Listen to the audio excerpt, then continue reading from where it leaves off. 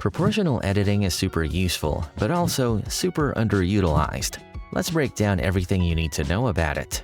Part 1. The Basics. Here's a plane subdivided a number of times in edit mode. Select a single vertex, press G, and move it. Only that vertex moves. Turn proportional editing on with O or with the circle icon in the header and run the same transform again. The vertices around the selection now move as well by a decreasing amount the further they sit from it. The white circle on screen is the influence radius. It only draws once a transform is running, so pressing O on its own changes nothing you can see. Press G first and the circle appears. Scroll the mouse wheel mid-transform to grow and shrink that radius. Page up and page down do the same thing in larger steps. The mesh updates live so you can set how much of the surface reacts before you confirm anything. For an exact figure, confirm the transform and open the Adjust Last Operation panel in the bottom left or press F9. Proportional size takes a typed value in Blender units and that value carries over to the next transform. Proportional editing applies to move, rotate, and scale. Part 2. The Falloff Types. Next to the proportional editing toggle is a drop-down holding 8 fall-off curves. Each one sets how the influence drops from full at the center of the circle to 0 at its edge. Smooth is the default. Influence eases out of the center and eases into the edge, which gives a rounded swell. Terrain, cushions, anything organic. Sphere holds close to full strength across the middle of the radius and then falls away near the edge. The result is a domed bump with a defined shoulder rather than a gentle rise. Root and inverse square both weight the influence towards the center. Inverse square drops the fastest of the two, so you get a tight peak sitting on a wide, shallow skirt, hills with a sharp summit and a soft base. Sharp drops off almost immediately. Pulling one vertex up gives a spike instead of a bump, with the surrounding vertices barely following.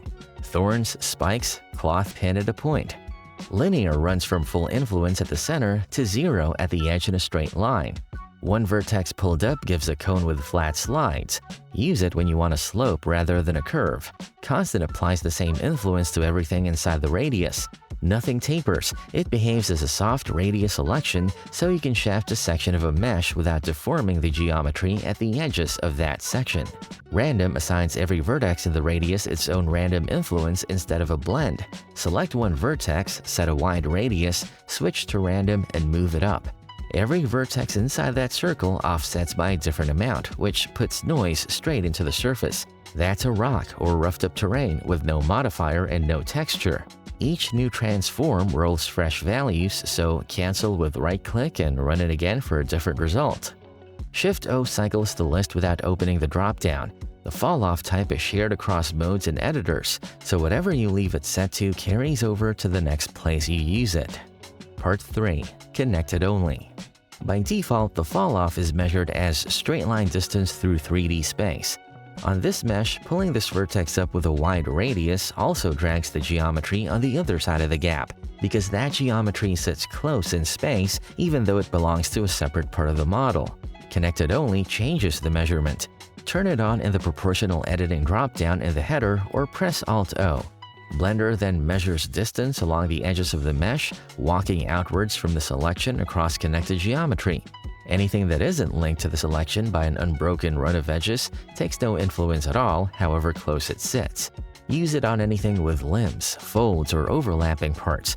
Character arms beside a torso, fingers, drapery, a handle sitting against a body. Anytime the wrong part of a model follows a transform, this is the setting. Connected Only is an edit mode option. In object mode, there's no topology to walk, so it isn't offered. Part 4. Projected 2D. The same drop-down holds Projected 2D. This discards depth and measures the fall-off in screen space based on the view you're looking through. Terrain is the clearest case.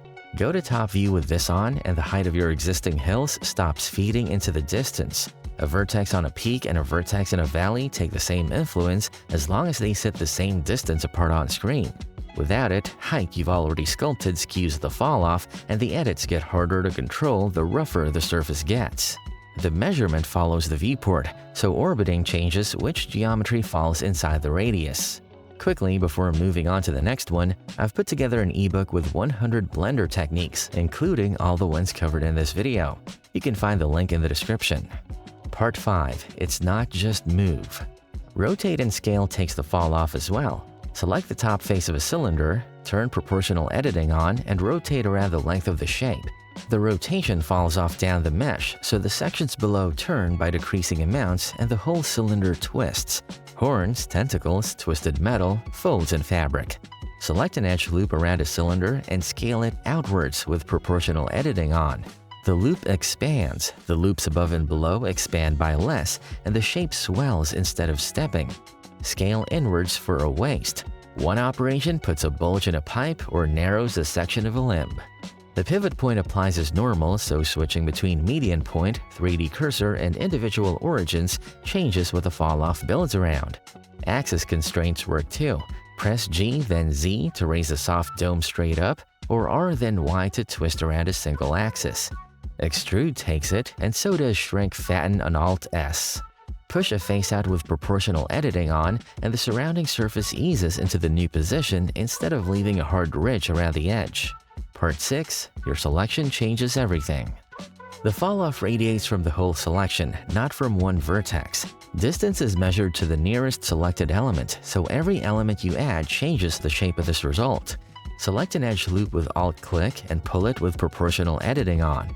Instead of a single bump, you get a ridge running the length of the loop, easing off on both sides. Select a scattered handful of vertices and you get several soft rises at once, blending together where the radii overlap. The same applies in edge and face select mode. Hidden geometry takes no influence at all, which gives you a mask. If there's a section that needs to stay still, select it, press H to hide it, run the transform, then Alt-H to bring it back. Use it where connected only isn't enough, on geometry that is connected to your selection but that you still want frozen. Part 7. It works in object mode. Proportional editing isn't limited to edit mode. The toggle sits in the header in object mode as well. Turn it on, select one object out of a group and move it. The objects nearby move with it and fall off over distance, the same way vertices do. Distance is measured between object origins rather than between surfaces, so an object with its origin sitting away from its geometry takes influence based on where that origin is. Scattering is the use case. Take a cluster of rocks sitting too close together, select one near the middle, and scale with proportional editing on. The cluster spreads out from that object while holding its arrangement.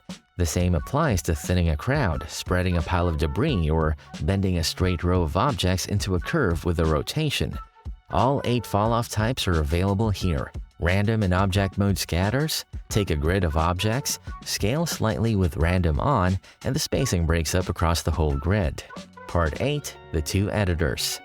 2 more editors carry the same toggle. The first is UV Editor. Proportional editing has its own toggle in that header, and it runs on UVs the way it runs on geometry, with the same fall-off type and the same radius control on the scroll wheel. Take a distorted island, select the points you want to move, and drag the surrounding UVs follow with fall-off. It's a manual relax that holds the shape of the island while you work. The second is the Graph Editor, and it works on keyframes. Turn the toggle on in that header, select a key and move it, and the keys around it shift with it and fall off over distance. Scroll to size the circle the same way you would in the viewport. Use it to retime a section of an animation in one move. Push a key later in time and the keys around it stretch out with it rather than holding their original frames. Scale works as well, so you can ease the timing of a whole block of keys from a single selected key. That's proportional editing. 8 fall-off types, 2 distance modes, every transform, and 3 editors.